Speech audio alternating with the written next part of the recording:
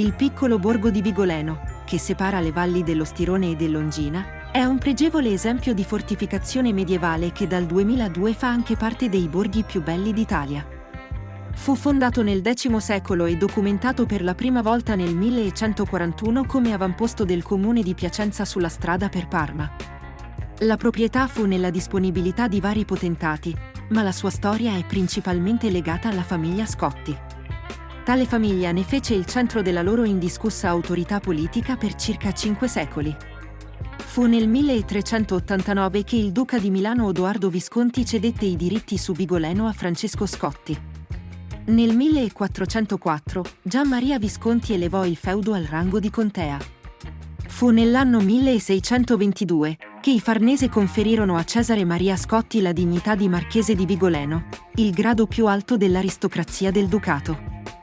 La struttura fortificata rimase in possesso degli eredi della famiglia Scotti fino all'inizio del XX secolo. Dal punto di vista architettonico, il complesso è caratterizzato da un mastio dotato di un imponente torrione di pianta quadrangolare con feritoie, beccatelli e merli di foggia ghibellina. Un camminamento di ronda lo collega alla seconda delle torri e da qui alla parte residenziale.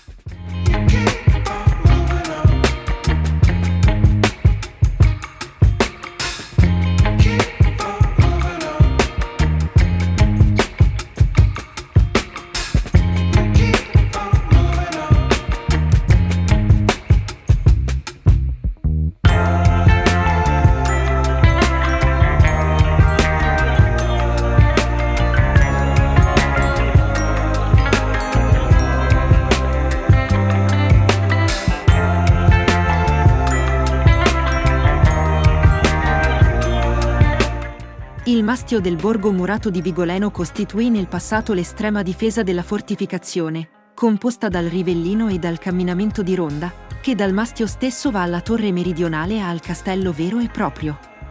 L'alta torre quadrangolare ha i 3 lati interni circondati dalla cortina muraria.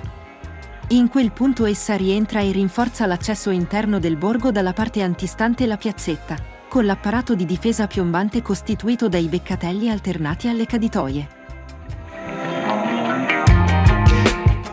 Dal primo piano del mastio è possibile accedere al cammino di ronda e raggiungere la torre sud, collegata alla parte residenziale del castello.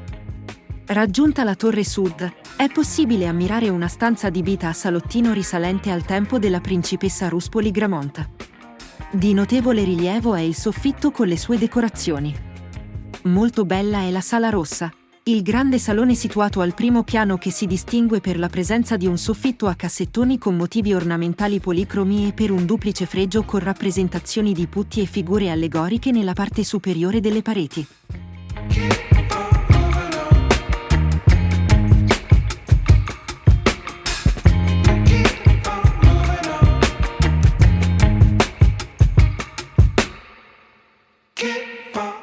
Di notevole impatto è anche la sala del piccolo teatrino, sia per l'arredamento che per le opere pittoriche rappresentate sulle sue pareti.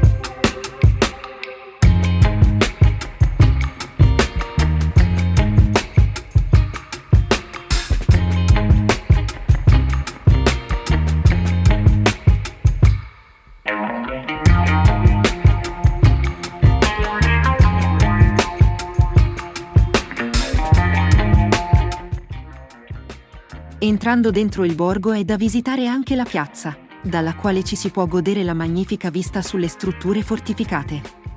Molto bella anche la fontana che fa percepire come quel punto sia da sempre il centro di tutto il borgo, sia per i suoi traffici che per le relazioni sociali. Di notevole importanza è anche la chiesa di San Giorgio, risalente alla seconda metà del XII secolo e che rappresenta uno dei migliori esempi di architettura romanica meglio conservati di tutta la provincia di Piacenza.